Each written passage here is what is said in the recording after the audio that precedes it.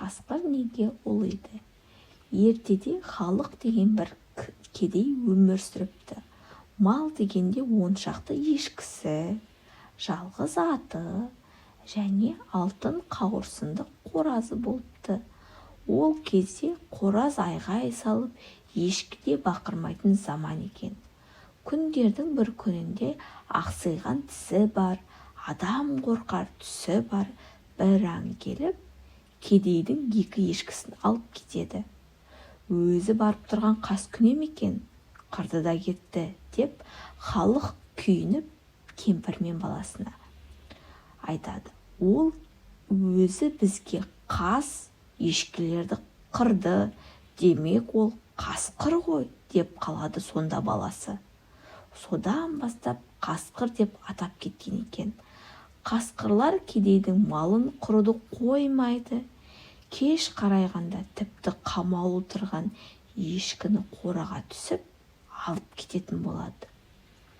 Ондайда ешкінің бар бітіретіні сақалы шоқшаңдап бақырады екен. Қораз болса алтын қанатын қағып жіберіп, «Кукареку» деп айқайға басады. Онысы қасқырлар келді, қуа көр деп халық атайға хабар берген екен. Сол түн, сол күннен бастап қораз шақыратын болыпты, ешкі бақыратын болыпты. Халық атай күнде қайтқанда өрістен қасқырлар жемей тастап кеткен ешкінің құйрықтарын бір етек қылып жинап алып келіп жүреді. Бір күні кедейдігіне сақалы беліне түскен бір ақсақал келеді. Ол жауыздықпен күресу менің парызым еді. Мә, мына кітапты ал, оқы, оқығанды көңіліңе тоқи біл. Ерінбесең дұшпаныңнан құтыласың деп кедейдің баласына бір кітапты береді. Сол күннен бастап бала кітаптан көз алмайды. Оның бар ойы жауыз қасқырларды өлтіретін дәрі жасап шығару болады. Ақыры бірнеше шөп тамырларын қайнатып дәрі жасайды. Оны апарып құйыршық жемтікке сеуіп қояды. Ешкілерді үйге қамап қояды. Қасқырлар бірінші күні келіп, үйді ториды, ешкілер көрінбейді. Екінші күн келеді, ешкілер шықпайды. Үшінші күні қасқырлар ырылдап келіп, үйдің іргесін қаза бастайды. Бірақ үйге кіруге батпайды. Ешкіден күдер соң жауыздар жемтікке жиналады. Қомағайлау біреуі келіп, арс етіп жемтікке бас салады. Сол кезде ол «у» деп мұрнынан шаншыла құлап түседі. Қалғандары бас ауған жаққа қарай қаша жөнеледі. Содан бері қасқырлар «у» деп ұлитынды шығарыпты. Ақжан батыр ертеде бір бай өмір сүріпті. Оның малы, әсіресе жылқысы, сондай көп екен. 6 үйір жылқысы болыпты. Жаз өтіп, күз таяғанда жылқыларды бағу қиынға түседі. Бір жағынан жылқыларға қасқыр десе, екінші жағынан жылқыны шетінен білдірмей ұрлайтын белгісіз ұры пайда болады.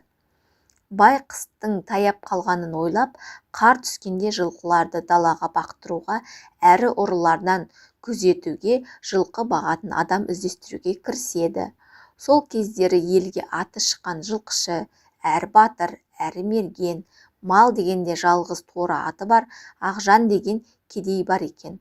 Бай ол туралы ести сала Ақжанның үйіне барып, батырға жалынып, 6 үйір жылқымды бағып бер. Қыстан аман есен алып шықсаң, 1 үйір жылқының ақың үшін аласың дейді. Ақжан батыр қасына 5 кісі беруін сұрайды. Бай қасына өзінің інісін беретінін, қалған 4 жылқышы ауыл адамдары болатынын айтады. Ақжан батыр оған келісіп, тор атына мініп, байдың ауылына келеді. Сөйтіп олар 6 айғыр үйір жылқыны санап, түгелдеп, 5 бақташысымен бағымына алады. Жылқышылар 6 айғыр үйір жылқыны шөбі қалың, суы мол, қопалы жерге айдап әкеледі. Қопаның ішіне ыңғайлы жерге 6 қанат киіз үй тігеді. Киіз үйге олар тамақ ішеді, басы артық киім-кешектерін қояды, кезекпен дем алады. Боран күндері паналайды. Күн артынан күн, ай артынан ай өтіп жатады. Жылқылардың жоғалуы сап тыйылады. Күндердің бір күні Ақжан батыр 6 үйір жылқымен жалғыз өзі қалған табыншыларды үйге тамақтануға жібереді. Кешке қарай бесеуі келісімен бір биені сойып, етін тайқазанға салып, киіз үйдің ортасына жерошаққа асады. Бесеуі еті пісіріп жеп жайғасып болған соң жылқыларға бармақ болады. Бірақ байдың інісі ту биенің етіне тойған соң ұйқысы келіп ауырады. Киізге оранып үйде қалады. Қалған 4-еуі аттарына мініп, жылқыға барып, Ақжан батырды үйге тамаққа жібермек болып жөнелтеді. Бұлар барған соң Ақжан батыр үйге қайтады. Оның торы аты сондай жүйрік болыпты. Жүйріктігі сонша, алдынан кеткен қарға жетпей тынбайды екен. Артынан қуған қарға ешбір ізін білдірмейді екен. Ақжан батыр атын желдетіп келе жатса, 6 қанат киіз үй орнынан 4 сүйем жоғары көтеріліп, астынан оттың сәулесі көрініп тұр екен. Есіктің тұсына таман қарсы жүрсе, үйдің нақ ортасында жалғыз көзді дәу үйде қалған байдың інісін қолына алып, отқа қақтап жеп отырады. Ақжан батыр жалғыз көзді дәудің тап көзінен көздей отырып саржамен атады.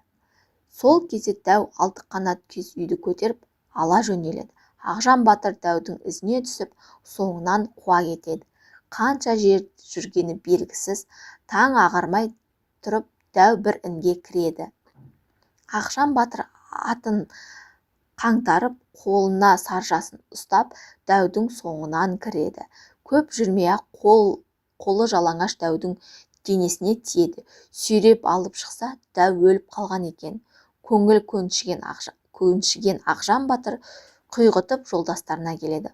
Болған оқиғаны баяндап, киіз үйді қайтадан құрап тігіп береді де жолдастарына: мен елге барып, байға болған жағдайды айтайын. Бұл дәу 3 ағайынды болуы керек. Қалған 2-еуі тумасы маған келер. Сендерге тимес, жылқыны мұқият бағыңдар. Мен барып қайтайын дейді. Жолдастары мақұлдап, қош айтысып, Ақжан батырды шығарып салады. Елі салт аттыға 3 күндік жол екен дейді. Ақжан батыр шыққан күні кешке бір ауылға қонбақ болып бір үйге түседі. Кешке түскен үйге бір жат адам келіп, Ақжан батырды әңгімеге тартады. Әлгі жат адам кетерінде Ақжаннан кешке қай жерде ұйықтайтынын сұрап, оның қасына жатқысы келетінін айтады. Ақжан батыр оған: есіктің алдында ақ жағадайымды айқара жамылып, торы атты беліме байлап жатамын дейді. Ақжан батыр мұның жат адам екенін сезіп, түнде есіктің алдына томар ағашты тастап, оның үстіне ақ жағадайын айқара жауып, атын томарға байлап, өзі есік алдындағы сайға жасырынып, саржасын қолына ұстап, бақылап отырады.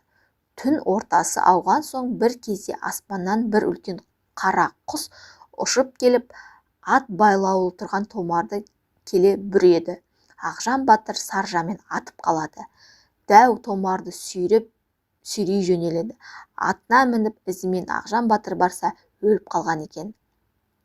Одан кейін қонған үйімен қоштасып, Ақжан батыр еліне жөнеледі.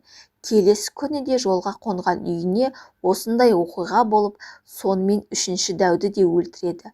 Ақжан батыр еліне жетіп, байға басынан кешкен барлық оқиғаны және байдың інісінің дәудің өлтіргенін айтады. Бай інісінің өлгеніне қайғырғанмен, малының аман қалғанына қуанып, елін жиып, той жасап, ат шаптырады. Ақжан батыр да кері оралып, жылқыларға барып, жолдастарымен байдың жылқыларын айдап әкеліп, байға тапсырады. Бай жылқыларын аман алып қалғаны және дәулерді өлтіргені үшін Ақжан батырға келісім бойынша бір үйір жылқыны береді. Ақжан батыр бір үйір жылқыны үйіне айдап келеді. Басынан өткен кедейлігі ұмытылып, Ақжан батыр барша мұрат мақсатына жеткен. Елеместің көргендері. Ертеде бір кедейдің 3 баласы болыпты. Әкесі өлкесін жетім қалған балалар азып тозып кетеді. Жетім балалар күн көру тәсілін іздейді. Сонымен балалар бір күні жолға шығады. Жолда келе жатқанда олардың алдарынан 2 жол кездеседі. Біреу барса келмес, екіншісі барса келер. Жетім балалардың ең кішісінің аты Елемес екен. Ағалары Елеместі барса келмеске жібереді де, өздері болса барса келерменге кетеді. Келе жатқан Елеместің алдынан бір көкжал қасқыр кездеседі. Елемеске тап береді. Сонда Елемес қасқырға: "Жегенің ас болсын" дейді. Қасқыр: "О, достым, бұл менің құлағыма тиген бірінші жыл сөз. Бұдан бұрын кез келген маған жегенің ас болмасын дейтін еді де, мен оларға ерегесіп тезірек өлтіретін едім. Сондықтан бұл жол барса келмес атанып кеткен.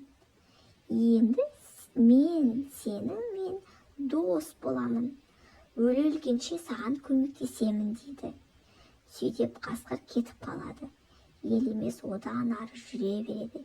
Елемес келе жатса, алдынан үлкен бір қала көрінеді. Сол қалаға келіп, Елемес ас ішіп, тойынып, адам болады. Бір күні жер қазып жұмыс істеп жүрген Елеместің күрегіне бірдеме ілініп шығады. Қараса, ол алтын екен. Алтынды көрген Елемес одан әрі қаза бастайды. Ат басындай алтын тағы шығады. Бір күні Елемес ұйықтап жатса, түс көреді. Түсінде ағаларының халі нашар екен. Ол түсінен шошып оянады. Ит тойған жеріне, ер туған жеріне деп айтушы еді. Осы байлықты жалғыз өзім көргенде не болады? Не де болса ағаларымен бірге бөлісейін деп тұра көшеді. Көшіп келе жатып, баяғы 2 жол айырылатын жерге келгенде өзінің ағаларын кездестіреді. Ағалары әбден жүдеп, үсті бастары азып, тозып кеткен екен. Елемес ағаларына киім, тамақ беріп, әбден тойындырады. Бірақ бұл жасаған жақсылықтарын ағалары білмейді. Олар Елеместі күндеп, қалай да өлтіруді ойлайды. Көп кешікпей ағалары Елеместі өлтіреді де, оның мал мүлкін алып кетеді. Бір күні баяғы қасқыр келе жатса, алдарында бір топ қарға бір қонып, бір ұшып, шуылдап жүреді. Қасқыр: "Бұл не?" Қарға үймелеген жерге келсе, баяғы өзінің досы өліп жатыр екен. Енді не істеу керек? Қасқырға бір ой түседі кетеді. Ол тез жата қалып, жер буындап жылжып барып, қарғалардың арасынан патшасын ұстап алады. Барлық қарға: "Патшамызды босат" деп шуылдап, қасқырға жалынады. Сонда қасқыр қарғаларға: "Егер сендер адам тірілтетін шөп әкелсеңдер, босатамын" дейді.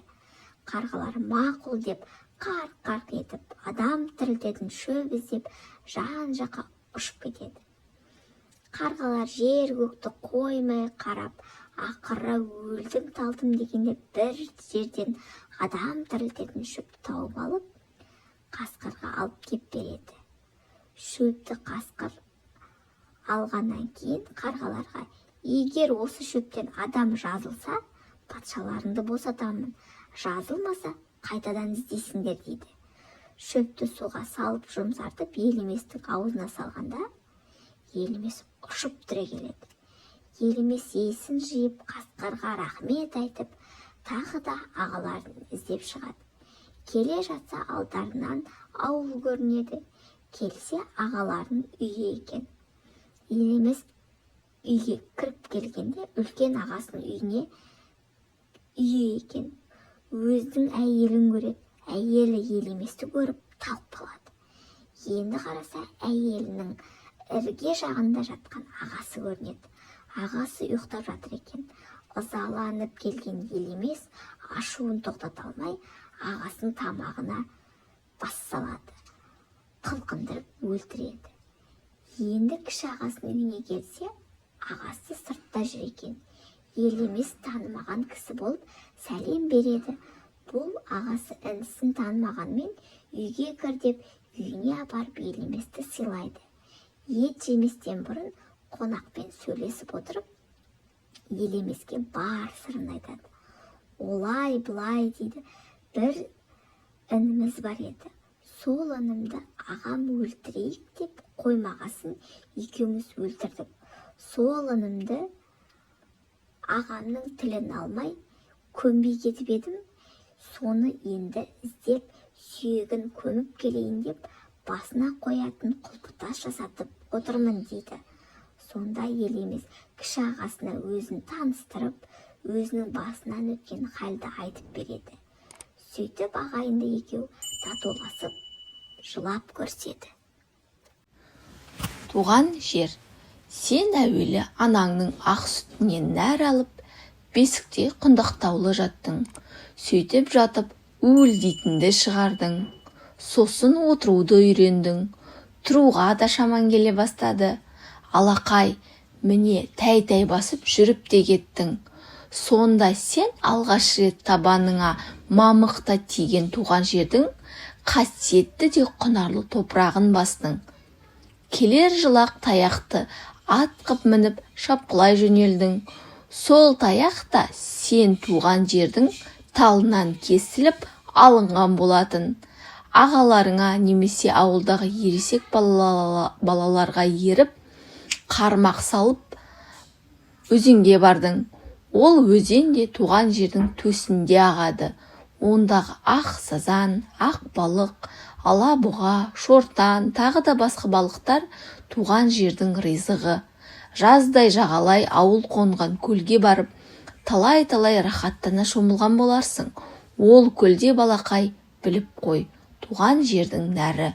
Сонда шалқар судың айдынында жұбын жазбай жүзіп жүрген кербез аққуларға көзің түскен болар. Құс төресі сол аққулар да өзің өскен өлкенің көркі, қаз, үйрек, қасқалдақ, басқа да су құстарының неше түрін көрдің. Сол көлдің жағасынан бұлар да сен туған жерді мекен етеді, өсіп өнеді, өркен жаяды. Ұлан байтақ қазақ даласы, түз тағасы, киек, тәутеке, арқар, аю, барыс, қабылан сияқты жабайы аңдар да қоныс етеді. Туған жеріміз Қазақстанда суы телегей теңізде, ұшар басын мәңгі қар басқан зіңгір тауда, көкпеңбек боп бой түзеген орман тоғайда баршылық. Сайып келгенде әрбір адам үшін туған жердің қадірлі, қымбат ештеңе жоқ. Өйткені сен ең алғаш дүниеге келген сәтіңнен бастап, осы өлке саған алтын бесік, ата мекен болып саналады. Сенің ғана емес, сенің әкең мен шешеңе, сенен кейінгілерге де қадірлі қоныс болып қала бермек. Сондықтан туған жерді сырт жаудан қорғап қалу, соған күн ілгері дайын тұру парыз. Отан. Тұманбай Молдағалиев. Ықшамда балынды. Ойлайтын ылғи қамыңды, әкең де сенің отаның, ақ сүттін берген аямай, анаң да туған отаның. Бауырың, туыс тумаң да, отаның сенің біл бала. Алыстап арман қуғанда, намысын оның былғама. Жаттаған ғажап жырларың, оқыған мың сан кітабың, ұқтырар отанның мәнін. Оқпасаң оны жұтадың, шығатын өзің тауларда, бұлт басып тұрған төбесін. Жападан жалғыз қалғанда, әкеңдей оған сенесің. Бәрі де сенің отаның, бойыңды биіктететін, рухына балап атаның, өлгенше сүйіп өтетін. Қазақстан таулары. Айбатыр Сейтақ. Әр ауылы ән отау, жетісу жер жанаты, асқарлы алатау, құшағында Алматы. Кімнен қуат аламыз, тау болмаса сән қайда, жатыр ұлы даламыз, арқар сүйеп Алтайға. Көкке тіккен түндігі, таулар менен мақтанам, Ұлытау жер кіндігі, ұлт бірлігін сақтаған. Көкшетауда мүсін көп, көрген адам тамсанған, әрбір тасы сыр шертіп, ақ қайыңы ән салған. Тыңда таудың ән жырын, бұлақ ағар сыңғырлап, қарқаралы бүгінде мәди әнін түр шырқап. Таудың бәрі тағдырлы, керек оны бағалау, қазақ үшін қадірлі, қасиетті Қаратау. Тау жуынса жауынға, таста жібіп бұлқынған, баян ауыл тауымда сұлулықпен сыр тонған. Ақыл құйған санама, атамекен аумағы, көрік берген далама, Қазақстан таулары.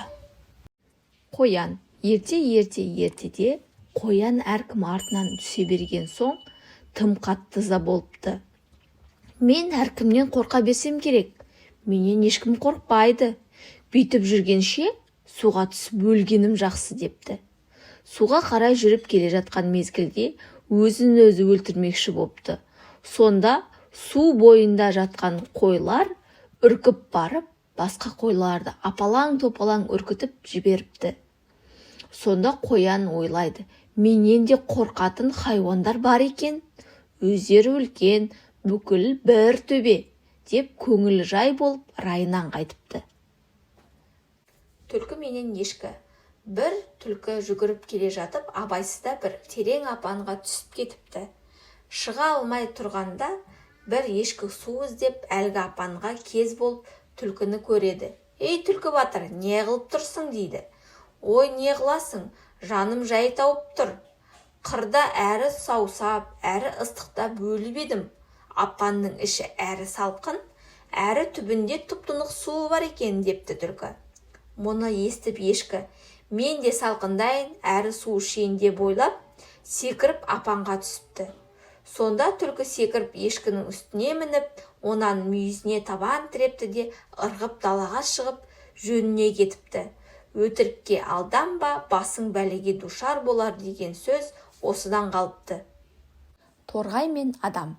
Өткен заманда бір саятшы тор құрып қойса, торына кішкене бір торғай түсіп қалыпты. Торғайды адам қолына ұстап үйіне апара жатса, торғайға тіл бітіп былай депті. Мен кішкене торғаймын, союға жарамаймын. Қапасқа салсаң, құсалықпен өлемін. Мені еркіме қоя бер, кең дүниеге жібер. Ақысына сізге 2 ауыз ақыл айтайын депті. Қане, ақылыңды айт, депті адам. Жарайды, 1 ауызын қолыңда, 1 ауызын жерге түскен соң айтайын. Өйткені қос қолдап қысып тұрғанда, өкпем қысылып, ештеңе айта алмаймын, депті торғай. Аңшы босатыпты. Бірінші, өткен іске өкінбе. Екінші, көзбен көрмей сенбе, депті.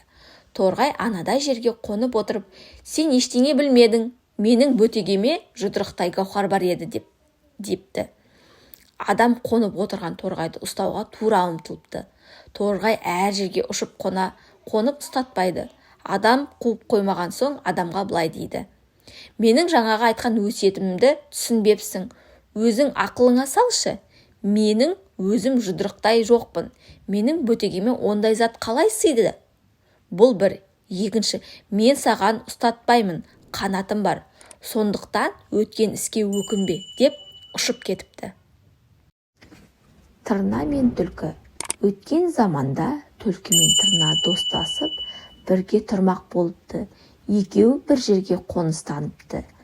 Ішіп жемегі ортақ, бірі жеміздеп саяхатқа кеткенде, біреуі балапандар мен күшіктердің жанында қалады.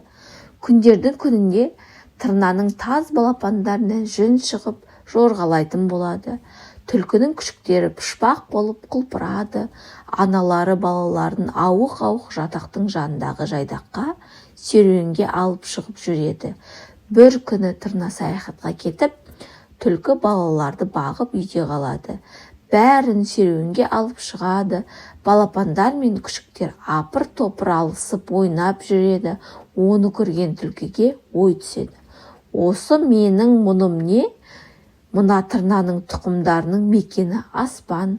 Жайшылықта бұлар Құдайдан тілеп ала алмайтын тамақ қой. Бұл әрбірден соң ұшады да кетеді. Санды соғып біз қаламыз. Достасатын бұлар менің екі туып бір қалғаным ба? Менің мына күшіктерім де құс ұстауға үйрену керек. Қой, кісі баласы кісіге бала болмайды. Одан да деп тырнаның бір балапанын тырпитып алып ұрып, күшіктеріне қалай ұстап, қалай өлтіріп, қалай жеуді көрсетеді. Сөйте күшіктер анасының баулуымен бар балапандардың басын құртады. Өлтірген балапандарын аулаққа апарып тығып тастайды да қайтып жатаққа жайласады. Кешінде тырна қайтады. Түлкі тырнаның алдынан шығып жыламсырайды. Тырна: «Ей, не болды?» дейді. Түлкі: «Әу, білмеймін, балалардың саны аз көрінеді» дейді. Тырна апалақтай сасқалақтап: «Жоғы сенікі ме, менікі ме?» деп сұрайды. Тырнаны қыжырта кекетіп: «Әй байғұс-ай, ойыңның арамай, қанша бауырға тартсам да бөлектеген сөзіңнің ұшқыны шығады да тұрады. Балапандарды сенікі, менікі деуші ме едік?» депті қу түлкі. Ырыс қашса, туыс қоймайды. Бұрын бір жалғыз басты туыс деген жігіт болыпты.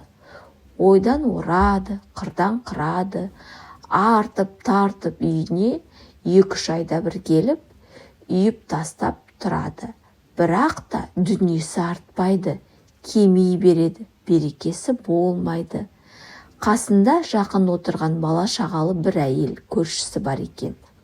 Оның ешқандай табары жоқ, үй айналасынан алысқа бара алмайды, бірақ тұрмысы күннен күнге гүлдене береді.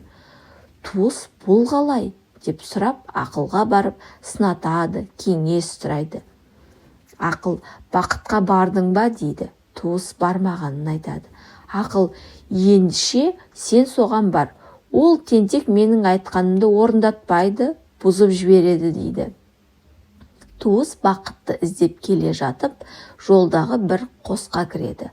Кірсе, бір шал, бір кемпір, бір бойжеткен ақсақ қыз отыр. Туыс түстеніп кетерінде шал туысқа аманат тапсырады. «Бақыттан сұрай кел, қызымды қандай адамға берейін?» дейді. Туыс жүріп келе жатып, дария жағасында басы иіліп жерге тиіп тұрған бір бәйтеректің көлеңкесіне дем алады. Бәйтерек те аманатын тапсырады. «Басымды жаңа шыққан уақытымнан бері жер тартпай жібермейді. Бұған не амал қыламын?» дейді. Бақытқа жетіп келген жұмысын айтып болған соң, бақыт туысқа: «Ақылға бармадың ба?» дейді. Туыс: «Бармадым, бірақ ол әуелі сізге бар, әйтпесе ол менің ақылымды орындамайды, бұзып жібереді» дейді. Бақыт күліп «Рас» депті. Бақыт бәрін тыңдап болып туысқа: «Қайт, бара жатып бәйтеректің басын иіп тұрған бір тұлып алтын бар, соны сен қазып ал. Сонда бәйтерек басын көтереді. Алтынның жартысын шал мен кемпірге берде, солардың ақсақ қызын ал» дейді. Туыс айтқандарын орындайды. Туыстың өмір содан кейін өркендейді. Бас екеу болмай, мал екеу болмайды деген, және ырыс қашса, туыс қоймайды деген мақал осыдан қалыпты. Ақыл, ғылым, бақыт. Бір күні ақыл, ғылым, бақыт үшеуі бір-бірінен артықшылығын салыстырып, таласып сарапқа түсіпті. Сарапшылар оларға былай депті: бірінші бақытқа: «Сен тұрақсыз, опасыз, орныңды таңдамай қонасың, қонғаныңды ісін тесің, тасын тасың, ақырында бір күні лақтырып тастап кетесің. Ақылмен тізе қос, сонда көп жасайсың» депті. Екінші ғылымға: «Дүниеде сенен күшті нәрсе жоқ. қара тасты қайнатасың, дүние жүзін жайнатасың, сақауды сайратасың, жоқты бар, бардан жоқ жасайсың, бар ғаламды өзіңе бағындырғың келеді, бағындырғаныңды демде әлек қыласың, түзу де бұзу да сенен шығады, ақылмен бірік, сонда абыроймен ұзақ жасайсың депті. Үшінші ақылға: дүниеде адамзатқа сенен артық дос жоқ, бірақ ашу үстіңе кіріп келгенде орныңды беріп шығасың да кетесің.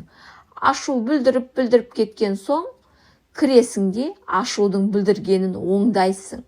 Әуелден орныңнан тұрмай отырсаң, ашу сенің үстіңе кірмеген болар еді. Барыңдар, ақыл сен адам бол, ғылым сен ат бол, бақыт сен қамшы бол. Үшеуің біріксең, ешбір мұң-мұқтаждарың болмайды депті. Ертеде бір бай болыпты, 4 түлігі сай болыпты, бір перзентке зар болыпты. Сол бай бәйбішесімен екеуі Құдайдан бала тілеу үшін 9 нарға 9 тоғанақ жүк артып, 9 ту бие жетектеп, 9 жолдас ертіп, азық-түлікті алып жолға шығады. Жолаушылар бірнеше күн жол жүріп, шаршап келе жатса, өзен бойында бұлтпен араласып, будақтап шыққан көк ала түтін, қара құртша қайнап жатқан мал, қалың ел, ерсілі-қарсылы шауып жүрген көп адам көрінеді. Бұл бір үлкен той тойлап жатқан ауыл екен. Тойдың кімдікі екенін білу үшін ауылға жақындай бергенде, жолаушылардың алдынан бір жас әйел кездесіп кетіпті. Бұл әйелден жөн сұраған екен. Ол осы елдің пәленше деген байы баласын сүндетке отырғызып, соған жасап жатқан тойы екенін айта келіп, бұл тойда ұлдыларға орын бар, қыздыларға қымыз бар. Ұлы қызы жоқтардың бұл жиында несі бар депті. Суырылып сумаңдап, сұр жыландай қадалған келіншектің сөзіне бұл екеуі қатты назаланып, баламыздың жоқтығын бетімізге басты деп, 9 нарды жарып, 9 тоғанақты қиып, 9 жолдасты елдеріне қайтарыпты. Өздері темір таяқ ұстап, темір етік киіп, қайыршы болып, ойлаған мақсаттарына жету үшін жаяу жол тартып жүре кетеді. Айлап, жылдап, табандарынан таусылып жол жүріп, әулиеден әулие қоймай сыйынады. Темір таяқ тебен инедей, темір етік теңгедей, мойындары ырғайдай, беттері торғайдай болады.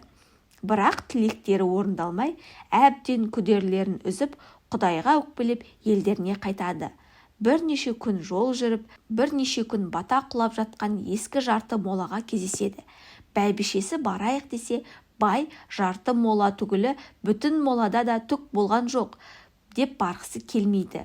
Байдың сөзіне қарамастан, бәйбішесі молаға келсе, моланың көлеңкесінде ақ сәлдесі басында, қарагер аты астында зікір салып бір әулие тұр екен.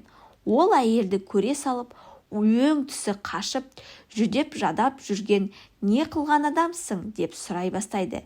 Кемпір өзінің бір перзентке мұқтаждығын көп жылдан бері Құдайдан тілегенмен бала көтере алмағанын, Құдайға наразы болып, еліне қайтып келе жатқандығын баян етеді. Сонда әлгі әулие: мен саған 2 қыз, 1 ұл берейін, қолыңды жай, жылама дейді де, судыратып батасын бере бастайды. Ұлының атын Әлібек, қыздарының атын Қаныкей мен Тотай қоярсың деп ғайып болады. Содан бірнеше ай жүріп, бай мен бәйбішесі елдеріне келіп жетеді. Күндердің бір күні кемпір арыстанның етіне жерік болып: шалым, тілегің бір перзент еді, Құдай тілегіңді бергелі тұр. Мен бала кезімде ойнап жүргенде ауылдың артында Арал тоғай деген тоғай болатын. Сол тоғайдың ішінде Шабақ тоғай, оның ішінде бір арыстан бар еді. Соның етіне жерікпін дейді. Бай жасынан аң атқан, аңшылыққа құмар екен. Арыстан іздеуге бармақшы болады. Ертең ерте тұрасың, ақ бозатқа мінесің, қынай белді буасың, қылышыңды мойныңа асынасың. Арал тоғай ішінде Шабақ тоғай, Шабақ тоғай ішінде шөкесінен түсіп жатқан арыстанды әкелесің дейді де, сонда кемпірі: бай ертеңінде ерте тұрады, ақбоз атқа мінеді, қынай белді буады, қылышын мойнына асынып Арал тоғайға барады. Арал тоғай ішіндегі Шабақ тоғайға барады. Шабақ тоғайдың ішінде аралап келе жатса, бір арыстан шекесінен түсіп, екі көзі оттай жайнап, байға атылуға дайындала бастайды.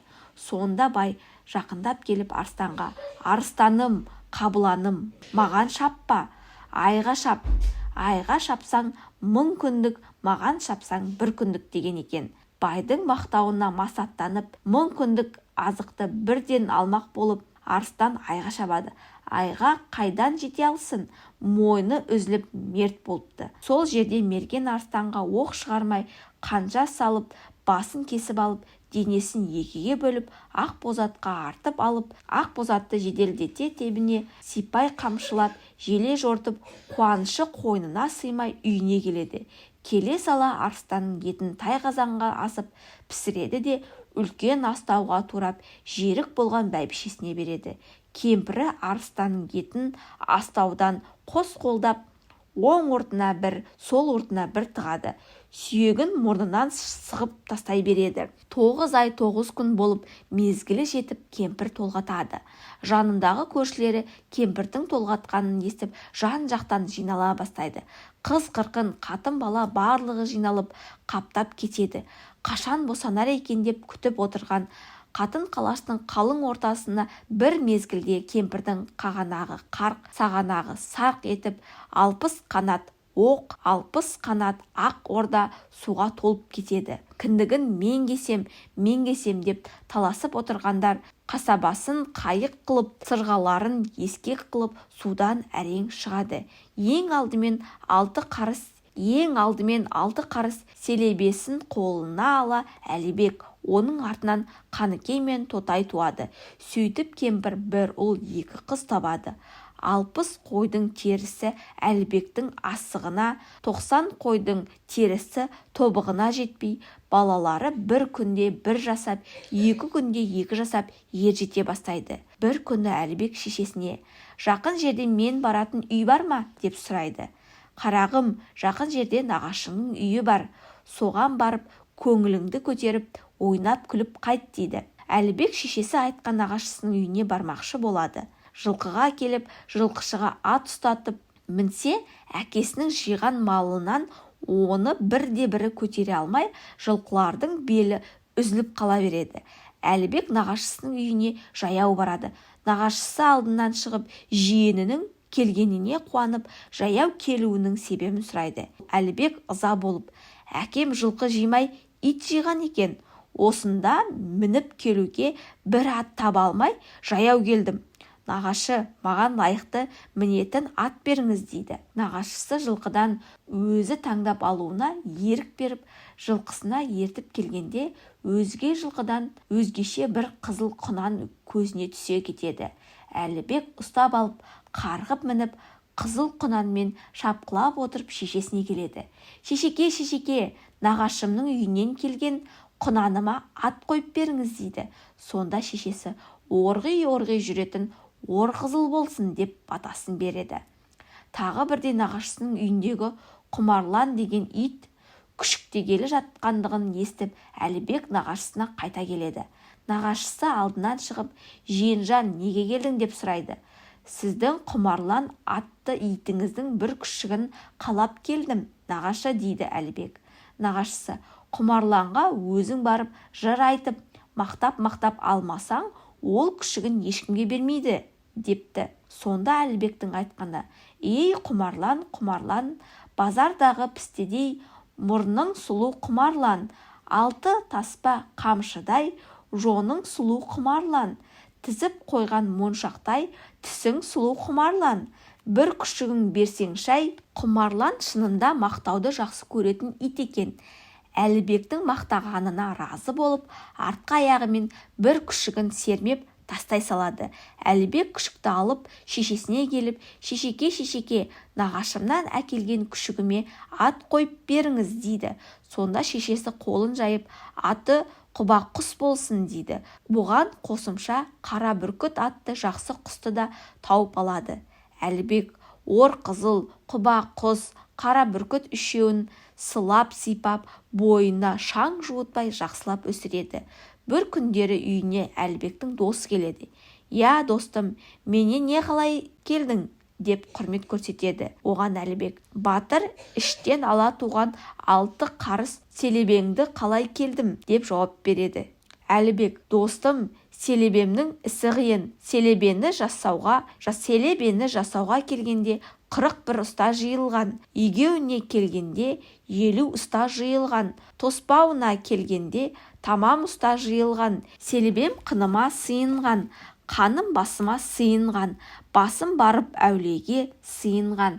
Сондықтан селебемді бере алмаймын» дейді. Досы: «Ендіше күшігіңді бер» дейді. Әлібек: «Күшігімнің ісі одан да қиын.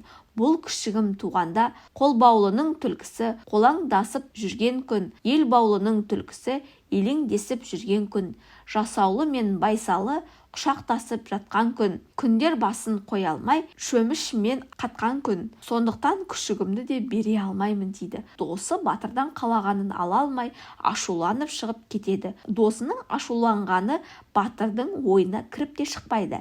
Өзінің ор қызылын, қыран құсын баптай береді. Бір күндері ор қызылының ойнақтағанын, асығынан жер қазып көрмеген тұрмағандығын, құба құстың ырылдап үйге жатпағандығын, қара бүркіт құстың саңқылдап томағаға шыдап отырмағандығын көріп, батыр шыдай алмай аңға шығады. Алдынан бір ақ марал кездесіп: «Ей құба құс, дөңгелек біткен мүйізім, сайға бітсін демеймін. Қолқалы жүрек, қос бүйрек, тәттісін оның жемейсің. 6 тарау ақ мүйіз адыра қалсын демейсің.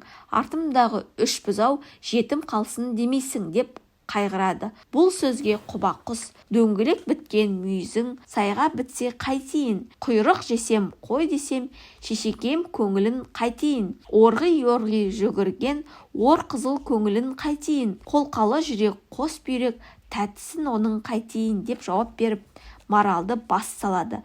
Батыр құба құстың қимылына разы болып, маралды теңдеп қуана-қуана ауылына келеді. Алдынан шешесі шашын жайып, бетін жыртып шыға келіпті. «Ойбай балам, зәр жейін, зәр жегенде қан жейін. Сен жоқта үйге шүңілгір» деген батыр келіп, бір аяқ саумал ішіп кетті.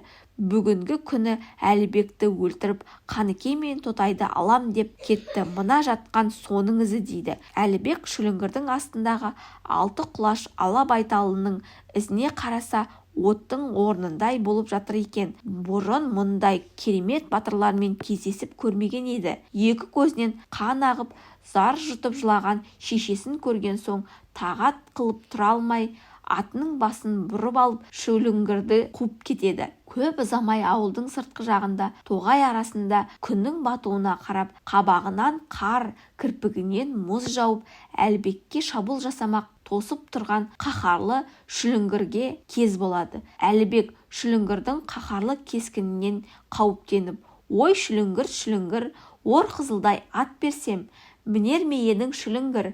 Қара бүркіт құс берсем, салар ма едің шүліңгір? Құба құстай ит берсем, жүгірер ме едің шүліңгір? Оған разы болмасаң, Қаныкей мен Тотайды қоса берсем, екеуін құшар ма едің шүліңгір?» деп жалынады. Сонда шүліңгір: «Қара бүркіт құсыңды құс салдырсам аламын. Ақ құбадай итіңді, құба құстай итіңді ит жүгіртсем аламын. Ор қызылдай атыңды атқа мінсем алармын. Қаныкей мен Тотайды, Әлібекті өлтірсем аламын» депті. Әлібек: «Ақыры бір өлім бар ғой» дегендей ыза болып шүліңгірге: Біздің құл, біздің үйге түскен құл, көбік саумал ішкен құл, көпшігіне тосқан құл, қалмақты ердің қасынан, дәл жүректің басынан» деп садақпен шүліңгірді тартып қалады. Шүліңгір өңменнен өтіп, оқ ту сыртынан шығыпты. Әлібек шүліңгірдің сауыт сайман қару-жарағын алып, астындағы 6 құлаш ала байтал жетектеп ауылына келеді. Содан бастап Әлібектің батыр, мерген деген атағы жер жайып, ноғайлы еліне қадірі артады. Әлібектің жолдастары көбейеді. Әлібек тумай тұрғанда көршісінің Ақбілек дейтін қызына айттырған екен. Әлібектің әкесі қыздың әке-шешесінің кедейлігіне қарамай еркек бала туса осы Ақбілекті алып берем деп айтқан екен. Жолдастары әңгіме арасында Әлібекке осы әңгімені айтады. Бірақ Әлібектің әке-шешесі бала тілеп жаһан кезіп кеткенде 9 ру ел болып жан-жаққа көшіп кеткен елдердің ішінде Ақбілектің үй іші де бірге кеткен екен. Ақбілек Әлібектен 3-4 жас үлкен болатын. Әлібек күндердің күні әкесіне әйел алам деп кісі салады. Әкесі баласының бұл талабына қатты қуанып, елге Ноғайлы елінің барлық қыздарын жиылсын, Әлібек таңдағанын алады деп жар салады. Мұны естіген жан-жақтағы елдің сұлулары жиналады. Әлібекті бір дөңнің басына отырғызып, қыздар қарқараларын қосып, киіп тақияларын дәл киіп, аяқтарын шикі басып, Әлібектің алдынан біртіндеп өте бастайды. Таңертеңнен басталған қыздардың легі күн бата бітеді. Алайда Әлібек жиналған қыздардың ешбірін де ұнатпай, қайдан болсын Ақбілекті іздепақшы болады. Әлібек әкесінен Ақбілекті іздеп жолға шығуға рұқсат сұрайды. Әкесі оған барар жолдың қауіпті екенін, екі ортада дария барын айтып жібергісі келмейді. Әлібек айтқанынан қайтпай тұрып алған соң, әкесі амалсыз рұқсат береді. 9 жолдас 9 жорға жетектеп, жол жүгін артып жүруге даярланғанда, әкесі келіп, қарағым, осы жүретін жолында пәленше байдың баласы жылқысын бағып жатыр. Соның дариядан өтетін Қараша деген аты бар, соны сұрап мінгейсің дейді. Әлібек елімен қош айтысып, жолдастарын ертіп Ақбілекті іздеп жүріп кетеді. Күн-түн жүріп отырады. Бірнеше күнде әкесі айтқан байдың баласына кез болады. Жан-жағына көз жіберіп қараса, бұл қара құртша қайнаған байдың жылқылары екен. Жылқы ортасында қаз қатар ақ шатырды тігіп, байдың балалары жатыр екен. Батыр жолдастарымен бірге қатар тұрған екі ақ отаудың жанына жетіп келіп, рұқсат сұрап түсе қалады. Екі үйдің ортасында мойны кере құлаш, екі көзі оттай жайнап, асығынан жер қазып кермеде тұрған аттың тұрпатына батырдың көзі түседі. Байдың баласы сыртқыға шығып, келген қонақтарды күтіп алып, құрмет көрсетіп үйге кіргізеді. Ат соғып, шашап келген қонақтар шай ішіп, тыныққан соң бай баласы олардан жөн сұрасады. Әлібек батыр бұл жерге Қараша атын сұрай келгенін, пәленше елге дариядан өтіп кеткен жесірін іздеп бара жатқанын айтады. Бай баласы Қараша атты беріп, батырдың қалауын орындамақ болады. Бірақ Қараша сияқты атты әкесінен рұқсатсыз беріп жіберуді жөн көрмейді. Ол әкесінен рұқсат сұрау үшін Қараша атқа мініп алып, 7 күншілік жерді әкесіне жол жүріп кетеді. Әкесі баласының келе жатқанын Қараша аттың дүбірінен біліп, жанында жатқан кемпіріне: оқтаудай қатып тұрсана, отты үргіштеп жақсана, есікті ашып бақсана деп кемпірін оята бастайды. Дегенше баласы дүбірлетіп жетіп келеді. Шал баласына: желпілдеген ту бар ма, жер қайысқан жау бар ма, Қараша ат болғалы дүбірі мұндай қатты шыққан жоқ еді деп сұрайды. Сонда баласы: желпілдеген ту да жоқ, жер қайысқан жау да жоқ дейді де, ер Әлібек батырдың теңізден өткен жесірін іздеп бара жатыр екен. Соған теңізден өтуге Қараша атты сұрай келді. Берейін бе, бермейін бе деп сізден рұқсат сұрағалы келдім дейді. Әкесі: қарағым, ат аяған жерге қарайды, құс аяған көкке қарайды деген мақал бар. Ат аяма, бер деп рұқсатын береді. Баласы Қараша атқа мініп алып, ізінше кейін қайтып үйіне келсе, кетерінде қазанға салған еттің көбігі әлі тарамаған екен. Әлібек батыр бай баласының қайда барып келгенін сұрайды. Ол әкесіне барып, Қараша атты беруге рұқсат алып келгенін айтады. Ертесінде Қараша атқа мініп, ор қызылды байдың баласына тастап, Әлібек ұзақ сапарға шығады. Бірнеше күн өткен соң, дарияның жағасына келіп, жолдастарын сол жерге қалдырып, өзі Қараша атқа мініп, дариядан өтеді. Судан келе жатса, дарияның арғы бетіне көз салса, көк ала түтіні бұрқыраған ауылды көреді. Жағаға шыға бергенде, қолында шелегі бар жас әйел суға келе жатыр екен. Ол Әлібекті көріп: атыңның мойны қыпшақтай, садағың аузы шақпақтай, суық түсі сұр жігіт, аты жөніңді айт жігіт дейді.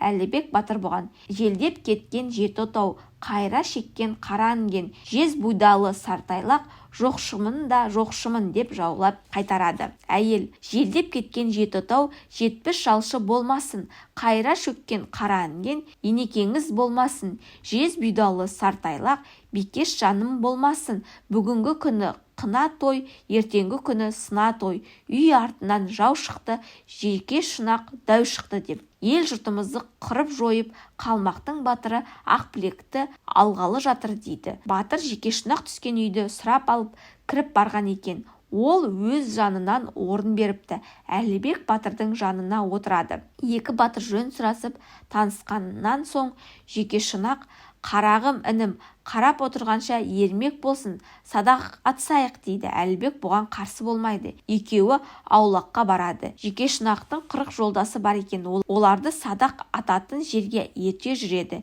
Жеке шынақ елден асқан батыр екендігін Әлібекке көрсетпекші болады. Оның атқан оғын 40 жолдасы барып әрең суырып әкеледі екен. Алайда Әлібек атқан оғын жеке шынақ 40 жолдасымен барып суыра алмайды. Ал Әлібек батыр өзі барып екі саусағының арасымен суырып ала салды. Жеке шынақ Әлібектің ерлігіне таң тамаша қалады. Ел жатқан кезде Әлібек Ақбілек отыратын ақ отауға қарай келеді. Бұл келген батырдың кім екенін біле алмай, іште Ақбілек жар-жар айтып отыр екен. Есігім алды жоңышқалы жар-жар, әуел бахар ашылар, күлсең әні жар-жар, танымаймын қайнардың ұлысың, білсең әні жар-жар. Сондағы Әлібектің берген жауабы: есігім алды жоңышқалы жар-жар, әуел бахар ашылар, күлсем әні жар-жар. Танымасаң Ақбілек танытайын, менің атым Әлібек, білсең әні жар-жар. Сол кезде Ақбілектің бағанағы су басында кездескен жеңгесі Бикешжанның шын күйеуі жаңа келді деп ата-енесінен барлық елден сүйінші сұрай бастайды. Ел жиылады, бірақ жеке шынақтан қорқып Әлібек пен Ақбілекті жасырып түн ішінде дариядан өткізіп қоя береді. Әлібек таңға таяу дарияның жағасына жатқан жолдастарына жетеді. Олар дарияда аққудай болып жүзіп келе жатқан Әлібек пен Ақбілекті дидарына тоймай, қашан жандарына жеткенше тағат таппай тұрады. Жолдастары қуанып алдарынан шығып, қарсы алып, елдеріне жолға шығады. Таң атып, ел оянған кезде Ақбілектің жеңгесі хабар беру үшін жеке шынаққа келеді. Сондағы жеке шынаққа айтқаны: атыңның мойны қыпшақтай, садағыңның аузы шапшақтай. Суық түсті сұр жігіт бике жанды алыпты да кетіпті. Жеке шынақ келіншектің бұл сөзіне ыза болып, қамшымен арқадан тартып жіберіпті. Сонда келіншек ызаға булығып жеке шынаққа: атаңа нәлет ит кәуір, енеңе нәлет ит кәуір, қолыңнан екі келсе бірін істе, Бикешті өз қолымнан жөнелттім депті. Ашуға мінген жеке шынақ қара армақпен дариядан өтіп Әлібектің артынан қуа жөнеледі. Әлібек жеке шынақтың келе жатқанын біліп, жолдастары ілгері жіберіп, өзі кейін қалып, оны тосады. Жеке шынақ келер сала Әлібекке қаһарлана соқтығады. Әлібек жеке шынаққа: жесірінен айырылып келген сорлы адамсың, сондықтан кезекті саған бердім дейді. Сол-ақ екен. Жеке шынақ қаһарына мініп, шіреніп тұрып, садақпен тартып салады. Әлібек аман қалып кезек алады да: қақ жүректің басы деп, өлер жері осы деп садақ тартқанда жеке шынақ атынан өкіре құлайды. Әлібек кешке қарай жолдастарына жетеді. Олар 1-2 күн өткен соң кеш құрым бір жерге келіп түнемек болады. Жеке шынақпен атысқанда жараланған жерін ескермей қансырап қалған Әлібек осы арада талып қалады. Ақбілек зар жылап, жолдастары улап-шулап қайғыға батып, Әлібекті өлдіге санап, бірақ оны көмуге қимай, сол жерде тастап, қараша атты көшке тіреп жүріп кетеді. Бір күні көшке тіреулі келе жатқан қараша ат қапаланып, хайуан да болса өзінің есін жоқтап, шылбырын үзіп, Әлібекті тастап кеткен жерге келеді. Қайғырып батырдың кеудесінен иіскеп тұрады. Сол мезгілде арт жағынан бір топ құлан жайылып келеді. Екі көзінен жасы мөлт-мөлт төгіліп тұрған қараша ат жақындап келген құланды артқы аяғымен теуіп жібереді. Тепкен кезде көп құланның ішінен бір құлан мұрттай ұшады. Ал басқа құландар бұған қарамай өз беттерімен жайылып жүре береді. Жығылып жатқан құланның талып жатқаны я болмаса өліп жатқаны белгісіз. Біраз уақыт өткен соң тағы бір топ құлан жайылып келеді де жығылып жатқан құланға бір топ көдені шайнап-шайнап бүркіп жібереді. Жығылып жатқан құлан ұшып тұра келіп сілкініп келген құландармен бірге ойнақтап жүре береді. Жығылған құланды қалай тұрғызып алғанын байқап тұрған қараша ат бір түп жусан көдені жұлып алып шайнап-шайнап Әлібекке бүркіп жібереді. Сол мезетте Әлібек селк ете түсіп ұшып тұра келеді. Жан-жағына қараса көштері көрінбейді, тірі жан жоқ. Қараша атқа мініп алып көштің артынан кетеді. Қараша ат күншілік жер озып кеткен көшке көзді ашып жұмғанша жеткізеді. Жоқтау айтып қайғырып келе жатқан Ақбілек сұлу мен жолдастары алыстан қараша аттың ойнақтап келе жатқанын көріп тоқтай қалады. Әлібекті келіншегімен және жолдастарымен табыстырып, өзін қараша аттың оятып алғанын айтып береді. Сөйтіп тағы бірнеше күн жол жүріп, жолаушылар өздерінің елдеріне жетеді. Әке-шешесі баласы мен келіннің аман-есен келгеніне қуанып, аста төк той жасайды. Қараша атты берген байдың баласына үлкен сый беріп разы қылады. Ал Әлібек батыр мен Ақбілек сұлу бақытты өмір сүріп мұратына жетеді. Піл мен арыстан. Бірде піл мен арыстан сапарға шығыпты. Жүре-жүре бір өзенге жетіпті. Өзеннің арғы беті батпақ екен. Мына судан өту маған қиын боп тұр. Ал батпақтан оп-оңай өтер едім, дейді арыстан. Мен судан оңай-ақ өтер ем, бірақ батпақта жүре алмаспын, дейді піл. Ойласа келе екеуі былай келіседі. Піл арыстанды судан, ал арыстан пілді батпақтан арқалап өтпек болады. Өзеннің орта тұсына келгенде құлап кеткем деп қорыққан арыстан пілдің жотасына тырнағын қатты батырып жабыса түседі. Ау, достым-ау, тырнағың батып жатыр, дейді піл. Тырнақтың өзі жабысу үшін керек қой, деп жауап қатады арыстан. Олар судан өтіп батпаққа шығады. Енді арыстан пілді арқалайды. Батпақтың ортасына келгенде құламауды ойлаған піл тұмсығымен арыстанды орай қысып алады. Тынысы тарылған арыстан бұқаланып, достым, қылғындырдың ғой, дейді. Әй бауырым, дейді сонда піл, сен тырнақтарыңмен біз тұмсығымызбен жапсамыз ғой. Өгіз. Бір шал мен кемпірдің жалғыз сиыры болыпты. Олар сиырдың сүтін қорек етіпті.